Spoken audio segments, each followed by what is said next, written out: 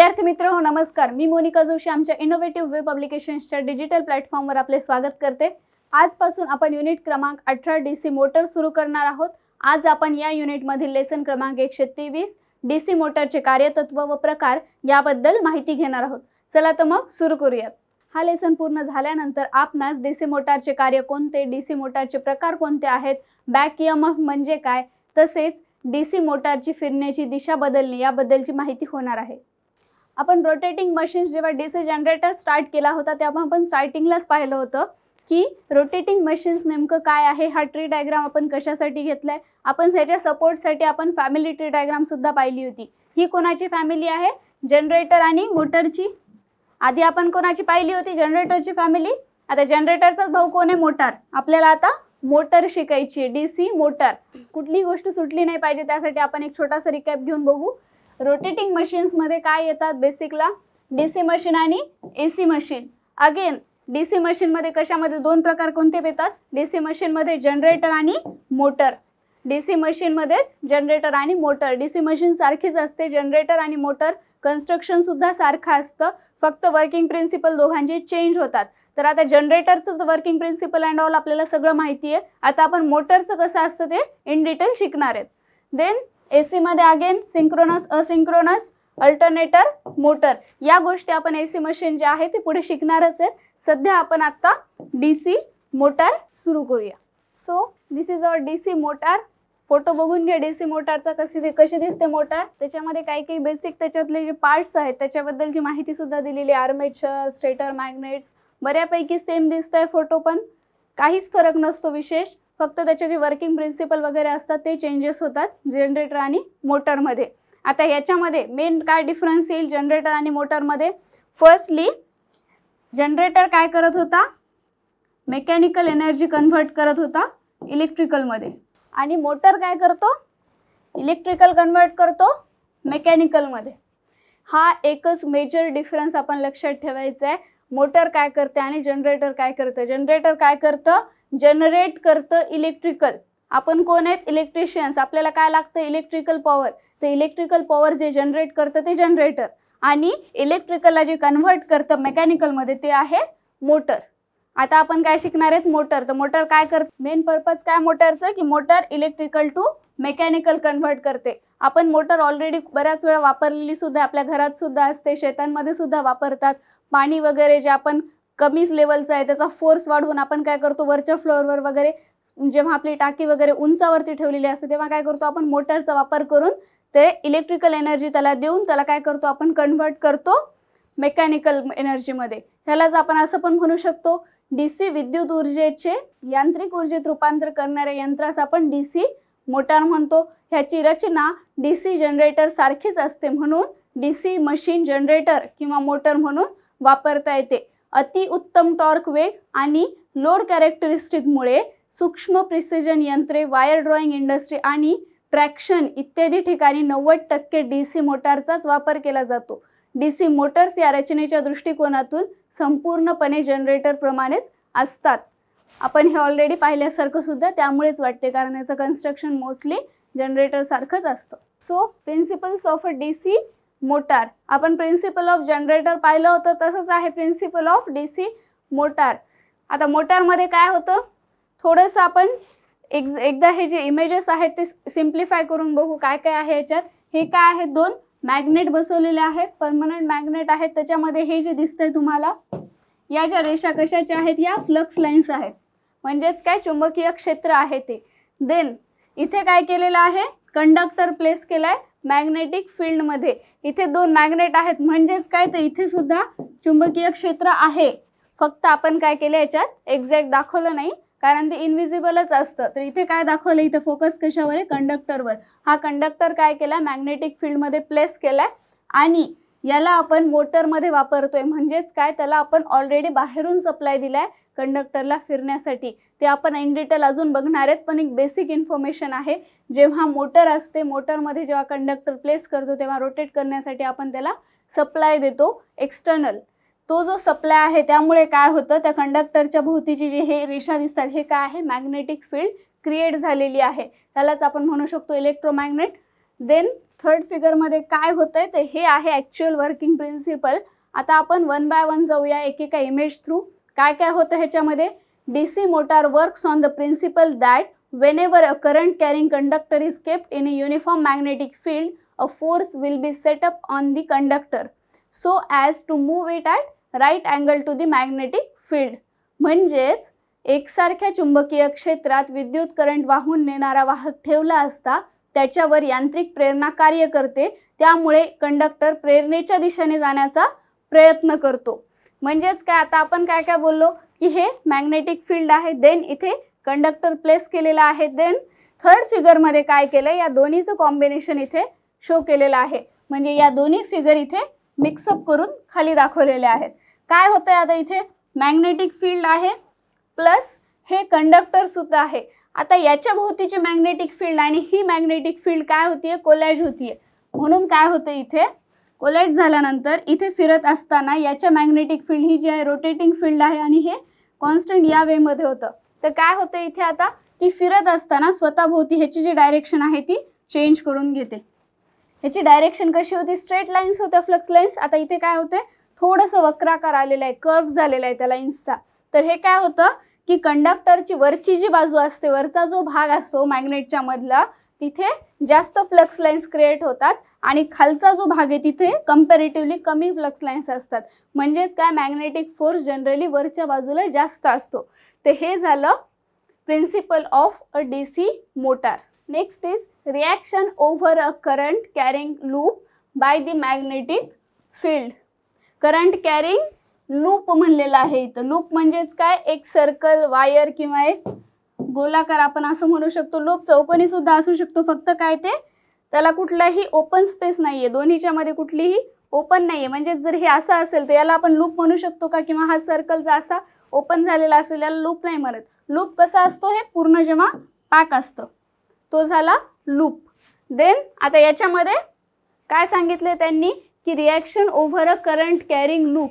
आपण आधी कशा काय बघितलं होतं की जेव्हा फक्त कंडक्टर ठेवलेला होता आपण, तर ते काय करत होतं की फ्लक्स लाईन्स ज्या आहेत त्या डिस्टर्ब करत होतं समवेअर. त्या अशा कर्व होत होत्या ज्या स्ट्रेट फ्लक्सेस लाईन्स असतात. इथं काय होते आता, इथे तर आपण अख्खा लूप ठेवलाय, हे एवढं सर्कल ठेवलेलं आहे. हे काय आहे, करंट कॅरिंग कंडक्टरचं लूप तयार करून ते आपण मॅग्नेटिक फील्डमध्ये, ह्या दोन मॅग्नेट्सच्या मध्ये म्हणजेच काय मॅग्नेटिक फील्डमध्ये सेट केलेलं आहे. तर काय होईल आता इथे, if the conductor is placed bye a loop of wire, resultant field किंवा परिणामी फ्लक्समुळे लूपच्या एका बाजूवर खालच्या दिशेने तर दुसऱ्या बाजूवर वरच्या दिशेने प्रेरणा कार्य करते. And it forms a twisting torque over the conductors and they tend to rotate if they are free to rotate. म्हणजेच काय, जेव्हा मॅग्नेटिक फील्डमध्ये आपण एखादा लूप ठेवतोय तेव्हा ते काय करतं की एका पॉइंटला वरच्या दिशेने आणि एका पॉइंटला खालच्या दिशेने फोर्स अप्लाय होतो त्याच्यावरती, आणि ते काय करतं टेंड टू रोटेट, आणि ते फिरण्याचा प्रयत्न करतो किंवा फिरायला हे फोर्स काय करतं भाग पाडतं. म्हणजेच काय, हे वरच्या दिशेने करतंय फोर्स, म्हणजेच काय ही दिशा दाखवली, म्हणजेच काय या वेनी आणि हे या वेनी, म्हणजे या दोन टोकांना दोन वेगळ्या डायरेक्शन. एक म्हणजेच काय होईल, वेगळी डायरेक्शन कशी आहे, एक या साईडने जाते एक खाली येते. म्हणजेच काय रोटेट होण्यासाठी ते फोर्स करतंय जे फ्लक्स लाईन्स आहेत ते लूपमध्ये. तर त्यामुळे काय होतं की ते कंडक्टरचे लूप आहे, ते करंट कॅरिंग कंडक्टरचं जे लूप आपण प्लेस केलेलं आहे ते रोटेट होतं. कधी, जेव्हा त्याला काहीही अडथळा नाही, म्हणजेच ते रोटेट करण्यासाठी फ्री असेल, त्याला बाहेरून काही कसलाही अडचण नसेल त्या लूपला, तर ते इझिली रोटेट होईल. तर हे आहे reaction over a current carrying loop. लूपवरती होणारी रिॲक्शन जी आहे ती ही आपण स्लाइडमध्ये पाहिलेली आहे. Next is reaction over the armature current carrying conductors bye the magnetic field. आता आपण बेसिक पाहिलं, जेव्हा कंडक्टर ठेवलं तेव्हा काय झालं, देन कंडक्टरचा लूप केला, एक सर्कल केलं होतं किंवा कंटिन्युअस जी क्लोज्ड पाथ होती ती पाहिली आपण, त्याच्यावरती काय इफेक्ट होतं. आता आपण डिरेक्टली कंडक्टर जे मोटरमध्ये आपण जनरेटरमध्ये जे शिकलं होतं आर्मेचर करंट किंवा आर्मेचरचा जो पार्ट असतो तो पाहिलेला आहे आपण, तेच वेमध्ये मोटरमध्ये सुद्धा सेट केलेलं असतं. तर ते जेव्हा एखाद्या मॅग्नेटिक फील्डमध्ये आपण प्लेस करतो तेव्हा त्याच्यावरती काय इफेक्ट होतो हे आपण आता इथे समजून घेऊया. काय होतं इथे, जेव्हा हे आता दोन अगेन मॅग्नेट्स आहेत, मॅग्नेटिक फील्ड इथे आहे याचा अर्थ, आणि तिथे काय केले, हा आर्मेचर आपण सेट केलेला आहे. आता या आर्मेचर वरती कसा इफेक्ट होतोय, जसं की आपण लास्ट स्लाइड मध्ये पाहिलं होतं, जेव्हा लूप ठेवतो आपण ते काय करतो, रोटेट होतं. But in a practical motor आर्मेचरवर कॉइल्सच्या स्वरूपात अनेक कंडक्टर असतात. As we can see here, part of a motor, हा काय आहे, एक पार्ट आहे मोटरचा, जसं की आपण जनरेटरमध्ये पाहिला होता. आर्मेचर आणि फील्डला विद्युत सप्लाय दिला असता आर्मेचरवर यांत्रिक प्रेरणा कार्य करते व आर्मेचर अँटी क्लॉकवाईज दिशेने फिरतो. अँटी क्लॉकवाईज म्हणजेच क्लॉकवाईजच्या उलटा. देन आर्मेचरची फिरण्याची दिशा फ्लेमिंगच्या डाव्या हाताच्या नियमानुसार आपण शोधू शकतो. आपण MCQs मध्ये सुद्धा पाहिलं होतं, generator is always right and motor is always left. Left hand rule जो आहे फ्लेमिंगचा, तो कुठे वापरला जातो, मोटरमध्ये. मोटरमध्ये आपण तो रूल वापरून काय करतो, लेफ्ट हँड रूल वापरून दिशा जी आहे फील्डची ती शोधून काढू शकतो. देन या नियमानुसार आर्मेचरमधून वाहणाऱ्या करंटची दिशा बदलून किंवा फील्डची पोलॅरिटी बदलून आर्मेचरची फिरण्याची दिशा आपण बदलू शकतो. आता इथे काय काय होतंय, ही जी दिशा आहे ह्याची आपण काय करतोय, अँटी क्लॉकवाईज होतीये. ती कशामुळे होतीये, याच्यामध्ये काय होतं, आपण जसं की नॉर्मल पाहिलं होतं की एक रँडम जर हे असेल, आपले मॅग्नेट्स असेल, त्याच्यामध्ये जर आपण त्या मॅग्नेटिक फील्डमध्ये लूप ठेवला, ते काय करत होतं, एक फोर्स वरती खाली अप्लाय होत होता आणि वरती, म्हणून काय होतं, ते रोटेट होत होतं कंटिन्युअसली. आता इथे काय केले, आर्मेचर ठेवलेला आहे आणि याला बाहेरून आपण या फील्डला काय करतोय, विद्युत सप्लाय दिलेले आहे. कारण हे मोटर आहे, याला इनपुटला आपण इलेक्ट्रिकल सप्लाय देणार झालो, कारण मोटरचं ते इनपुट आहे. आउटपुटला आपल्याला मेकॅनिकल भेटणार आहे, आपल्याला आउटपुटला इलेक्ट्रिकल पाहिजे नाही, आपल्याला मेकॅनिकल एनर्जी पाहिजे. तर आपण काय करतोय, इनपुटला इलेक्ट्रिकल सप्लाय देतोय. म्हणजेच काय करतोय, आपण मॅग्नेटिक फील्डमध्ये जेव्हा हे आर्मेचर आहे त्या आर्मेचरला आपण रोटेट करतोय मॅग्नेटिक फील्डमध्ये. आता टेंट काय करतं, ते नॅचरल मॅग्नेटमध्ये ठेवलं तेव्हा की क्लॉकवाईज ते रोटेट होईल एखादं लूप. पण आपण इथे काय करतोय, सप्लाय देऊन त्याला अँटी क्लॉकवाईज फिरण्यासाठी भाग पाडतोय. त्याला सप्लाय दिल्यानंतर ते अँटी क्लॉकवाईज वेनी फिरतंय. तर हे झालं जेव्हा आपण आर्मेचर एखाद्या याच्यामध्ये ठेवतो मॅग्नेटिक फील्डमध्ये, तेव्हा त्याच्यावरती या प्रकारचा इफेक्ट होतो. आता आपण फ्लेमिंगचा लेफ्ट हँड रूल बघणार आहेत. आपण आधी काय पाहिला होता, फ्लेमिंगचा right hand rule. Right hand रूलचा काय उपयोग होतो, तर जनरेटरमध्ये जी EMF जनरेट होतो त्याची दिशा जी आहे ती शोधण्यासाठी आपण वापरला होता. सेम वे मध्ये इथे लेफ्ट हँड रूल वापरलेला आहे आपण. कशासाठी, तर motion of conductor, flux lines आणि करंट जो येणार आहे आपल्याला, त्या करंट काय करतोय, मेकॅनिकल एनर्जी आपल्याला प्रोव्हाइड करतोय. म्हणून या करंटची दिशा सुद्धा आपल्याला महत्त्वाची माहिती असणं. तर या तिन्हीची दिशा आपल्याला कोण फाइंड आउट करून देतं, फ्लेमिंगचा left hand rule. Motor is always left, generator is always right. तर आता ह्याच्यामध्ये काय काय दिलेलं आहे, the direction of force produced on a current carrying conductor placed in a magnetic field can be determined by Fleming's left hand rule. आपल्या डाव्या हाताचा अंगठा, पहिले बोट व मधले बोट एकमेकास काटकोनात धरले असता पहिले बोट काय करतं, चुंबकीय क्षेत्राची दिशा दाखवतं. मधले बोट कंडक्टरमधून वाहणाऱ्या करंटची दिशा दर्शवित असेल व अंगठा वाहकाची फिरण्याची दिशा दाखवतो. म्हणजेच कशाची, मोशन ऑफ कंडक्टरची दिशा कोण करतं, अंगठा दाखवतो. आता हा जर आपण लेफ्ट हँड असा धरला तर हा काय करतो, या वेनी कर्व होतो समवेअर. म्हणून कंडक्टर कसा फिरतो, या वेनी. कंडक्टर असा फिरत असेल म्हणजेच कसा, अँटी क्लॉकवाईज. आधी आपण काय बघितलं, नॅचरल मॅग्नेट मध्ये जेव्हा ठेवलं होतं तेव्हा ते कसं फिरत होतं, या वे मध्ये. पण आपल्याला फ्लक्स लाईन्सची दिशा माहिती असते, अगेन करंटची दिशा पण आपल्याला बऱ्यापैकी आपण गेस करू शकतो. त्यावरून आपण मोशन ऑफ कंडक्टरची दिशा किंवा आर्मेचरची फिरण्याची दिशा काढू शकतो. किंवा आपल्याला जर या दोन गोष्टी माहीत असतील तर त्यावरून आपण करंटची दिशा सुद्धा फाइंड आउट करू शकतो. For example, have a look at figure B. ही जी फिगर बी आहे त्यामध्ये काय दिलेलं आहे की loop of a coil carrying conductor when placed under north and south poles, that loop of coil rotates in a anti clockwise direction. इथे काय केलं, एक्झाम्पल देऊन दाखवलेलं आहे आपल्याला. जेव्हा या फील्डमध्ये आपण ठेवलेलं आहे म्हणजेच काय, आता मोशन ऑफ कंडक्टरची दिशा आहे, फ्लक्स लाईन्सची दिशा आहे दाखवलेली आणि देन करंटची सुद्धा. म्हणजे याच्यानुसार आपल्याला हे कळते की डायरेक्शन ऑफ रोटेशन काय आहे, देन फ्लक्स लाईन्सची डायरेक्शन आपल्याला गेस करू शकतो आपण. त्यावरून आपल्याला काय कळते की करंट कोणत्या दिशेने वाहतोय. तर हे झाला फ्लेमिंग्स लेफ्ट हँड रूल आणि त्याचं एक्झाम्पल, जेणेकरून आपल्याला ते समजून घेता येईल. So next is types of DC motor. DC मोटारची रचना ही DC जनरेटर सारखीच असल्यामुळे they are also classified as series, shunt आणि compound motors depending upon their connection of field winding with armature and supply. जसे की आपण DC जनरेटरमध्ये पाहिलं होतं, सेम वेमध्ये इथे DC मोटारचे सुद्धा टाइप्स आहेत. कुठले कुठले? सिरीज मोटार, शंट मोटार आणि कंपाऊंड मोटार. कशावरून हे टाइप्स केलेले आहेत आपण ऑलरेडी पाहिलं होतं. जेव्हा हे आर्मेचरला फील्ड कोणत्या वेनी कनेक्ट केलेली आहे, फील्ड वाइंडिंग जे आहे त्यावरून काय ठरवतो आपण की ती मोटार जी आहे कोणत्या प्रकारची आहे.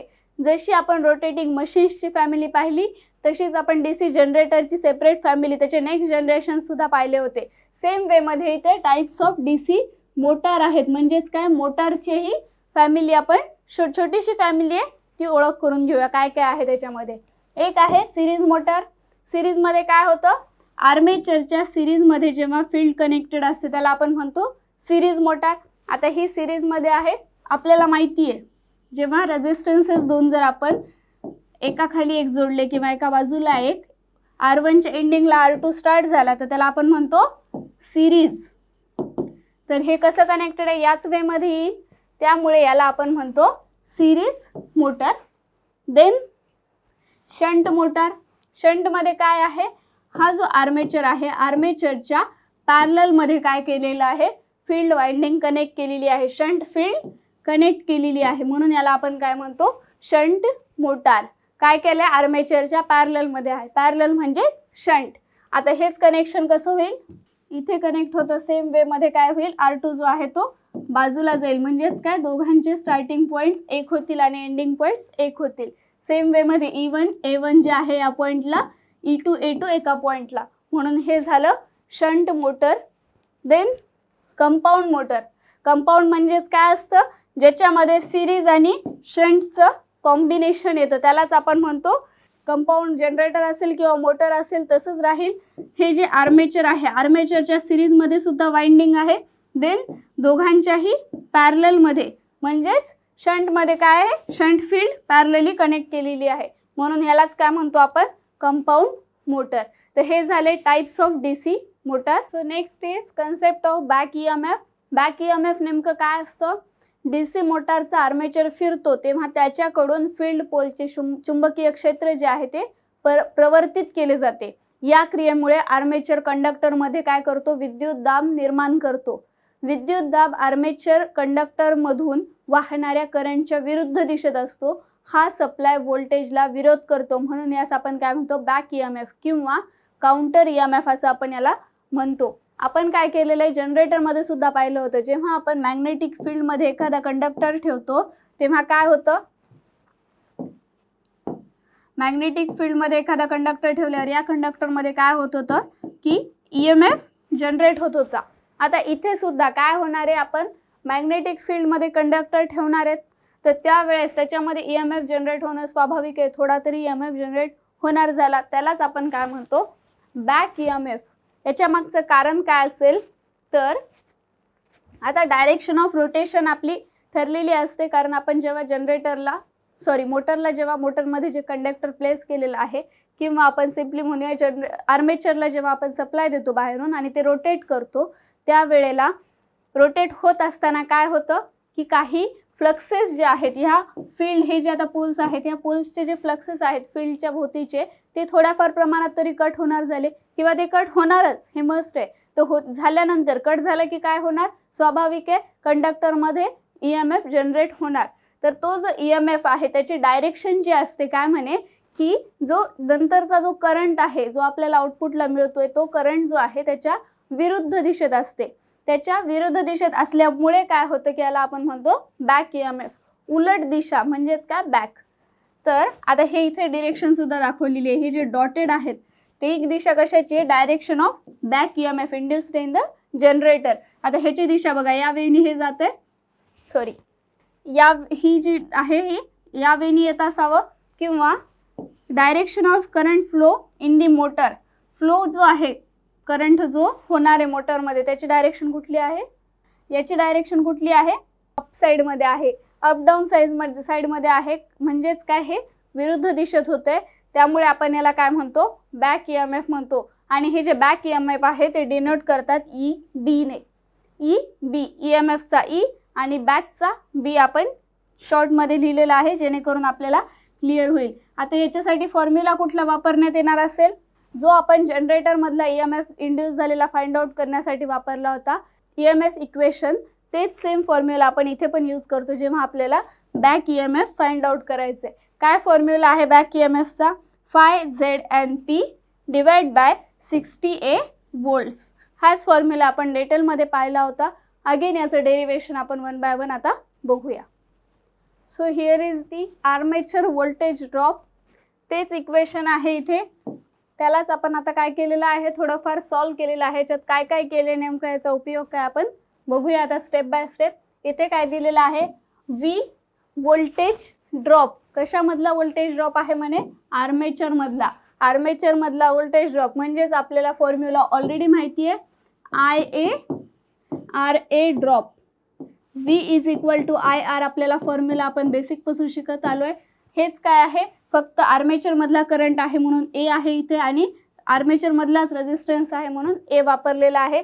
तर हे काय आहे, आर्मेचरमधला voltage drop plus EB back EMF जो आहे तो टोटल जेव्हा या दोघांचं करतो तेव्हा आपल्याला भेटतो पूर्ण V टर्मिनल व्होल्टेज. म्हणून IaRa इक्वल टू आपण असं लिहू शकतो की V मायनस EB. काय केलं ह्याच्यामध्ये, EB जे आहे या EBची साईड चेंज केली आहे, EBची साईड चेंज केली, इक्वलच्या या साईडने आणले म्हणजेच काय त्याची साईन चेंज होणार. हे इथे प्लस होतं तेच मायनस झालेलं आहे EB, म्हणून IaRa equal to V minus EB घेतले. देन आपण याला अगेन असं लिहू शकतो, EB is equals to V minus IaRa. जेव्हा आपण याची डायरेक्शन चेंज केली IaRa ची तेव्हाच काय झालं, ते निगेटिव्ह झालं, इथे प्लस होतं इथे मायनस झालं. V minus IaRa drop equal to back EMF. Back EMF calculate करण्यासाठी आपण ह्या सूत्राचा सुद्धा वापर करू शकतो. देन आता काय केलेलं आहे, EBचा फॉर्म्युला आपण जो पाहिला होता, EBचा फॉर्म्युला आपण आत्ताच काय म्हणलो होतो की इक्वेशन जे असते जनरेटरमध्ये जे EMF इक्वेशन आपण पाहिलं होतं तोच फॉर्म्युला काय आहे EB साठी आपण वापरतो, तेच इक्वेशन यूज करतो. काय होतं ते, phi ZNP divide by 60A हेच इक्वेशन होतं. आता त्याच्या इक्वल टू काय घेतलंय, ही जी EB ची व्हॅल्यू आहे ती याच्या इक्वलमध्ये ठेवली आहे. तर हे formula equal to V minus IaRa म्हणजेच काय, voltage drop in armature. Then आता याला कसं सॉर्ट आउट केलं त्यांनी, नेक्स्ट स्टेपला काय केलेलं आहे, N इज इक्वल टू, हे जी N आहे ते ॲज इट इज ठेवलेलं आहे. N इज इक्वल टू हे बाकीचे जे त्याच्यातले कंपोनंट्स आहेत किंवा Z, phi, P ह्या ज्या गोष्टी आहेत त्या काय केल्या, त्यांची साईड चेंज करून या साईडला आणलेलं आहे, EBच्या साईडला, सॉरी V मायनस IaRaच्या साईडला आपण त्यांची साईड चेंज करून घेतलंय. त्यामुळे काय झालं, आता हे जे phi ZP हे जे तीन आहेत ते काय होते, 80 मध्ये होते, वरच्या साईडला होते, ते काय आले डिनॉमिनेटरमध्ये गेले, छेदामध्ये गेले, phi ZP as it is खाली घेतलेले आहेत. देन काय झालं, हे 60A वरती गेला, जे डिनॉमिनेटरमध्ये होतं ते न्यूमरेटरमध्ये गेलेलं आहे आणि हा जो पार्ट आहे तो ॲज इट इज इथे ठेवलेला आहे. आणि आपण इथे काय करतोय, Nला डिनोट केलं, Nची व्हॅल्यू फाइंड आउट करण्यासाठी हा फॉर्म्युला क्रिएट केला आहे किंवा जनरेट केला आहे. तर याला आपण युनिट काय देणार, Nचं म्हणजेच कशाचं, रिव्होल्युशन्स पर मिनिट हे युनिट दिले. हे कशासाठी आहे, स्पीड फाइंड आउट करण्यासाठी आपण वापरू शकतो Nला. तर त्याचीच युनिट काय आहे, RPM.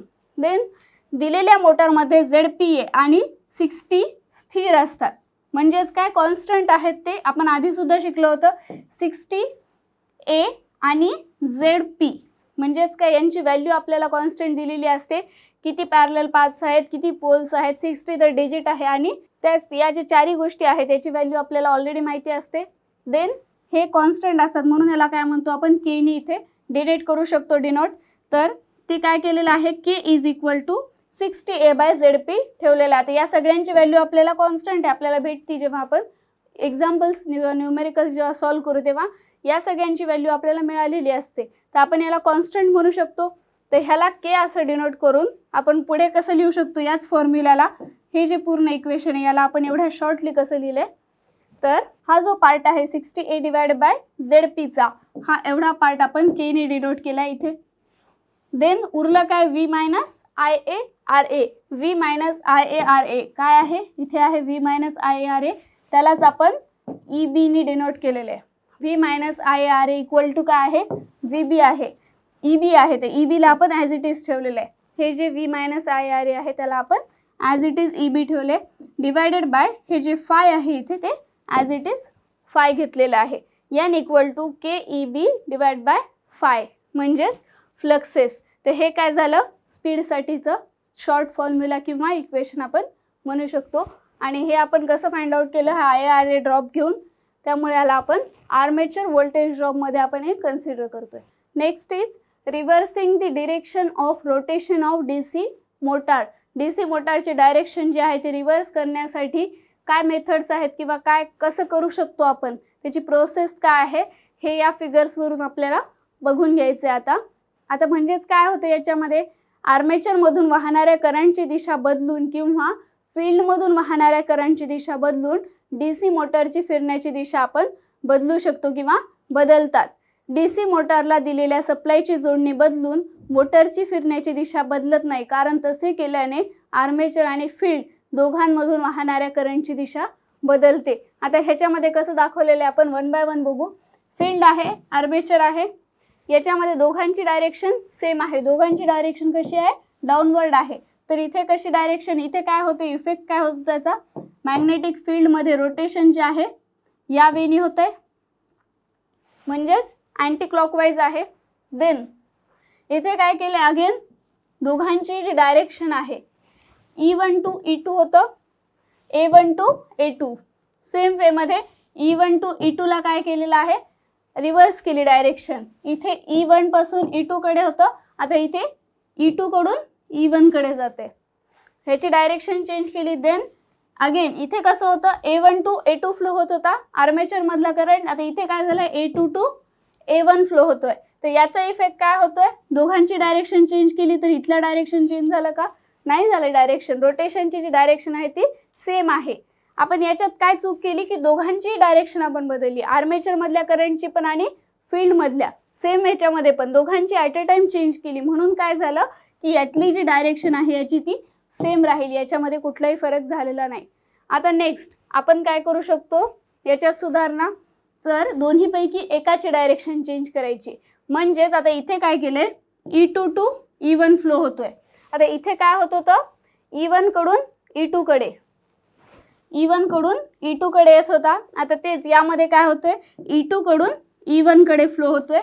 देन फील्ड कनेक्शन ह्याचे जे आर्मेचर मध्ये काय होतंय, A1 कडून A2 कडे, इथे कसं होतंय A1 टू A2, म्हणजे हे सेम ठेवलंय. आर्मेचर मधला फ्लो सेम आहे आणि फील्ड मधला जो फ्लो आहे तो रिव्हर्ट केलाय, चेंज केलाय. म्हणून काय झालं की क्लॉकवाईज डायरेक्शन झाली. इथे कशी होती अँटी क्लॉकवाईज, इथे तीच झाली रिव्हर्स क्लॉकवाईज. म्हणजेच डायरेक्शन चेंज करायची असेल तर दोन्हीपैकी एकाची डायरेक्शन जी आहे आर्मेचर किंवा फील्ड मधली ती चेंज करायची. दोघांचीही केली तर काय होईल, डायरेक्शन चेंज होणार नाही. देन अगेन आता ह्याच्यात काय केलं आपण, फक्त फील्डची डायरेक्शन बदलली. देन इथे बघू आपण, इथे आर्मेचरची डायरेक्शन चेंज केली आणि फील्डची सेम ठेवली आहे. आता फील्डची कशी होती, E1 टू E2, इथे पण तसंच होतं, E1 to E2 same way मध्ये इथे ठेवलेलं आहे. ह्याची डायरेक्शन आपण फील्डची बदलली नाहीये. देन आर्मेचर जे आहे त्याच्यामध्ये काय केले, A1 टू A2 होतं, इथे काय केले A2 पासून A1 कडे, म्हणजेच फक्त आर्मेचरची डायरेक्शन बदललेली आर्मेचर मधल्या करंटची. म्हणून काय झाले, अगेन रोटेशन जी आहे डायरेक्शन चेंज झालेली आहे. रोटेशनची डायरेक्शन याच्यात चेंज होतीये. तर म्हणजेच काय, तर दोन्हीपैकी एकाची डायरेक्शन चेंज केली तर रोटेशनची जी डायरेक्शन आहे ती चेंज होते, अदरवाईज होत नाही. तर विद्यार्थी मित्र, अशा प्रकारे आज आपण DC मोटारचे कार्यतत्व व प्रकार याबद्दलची माहिती पाहिली. पुढील व्हिडिओमध्ये आपण लेसन क्रमांक 124 DC मोटार स्टार्टर्स याविषयी माहिती घेणार आहोत. तेव्हा पुन्हा भेटूयात पुढील व्हिडिओमध्ये. धन्यवाद.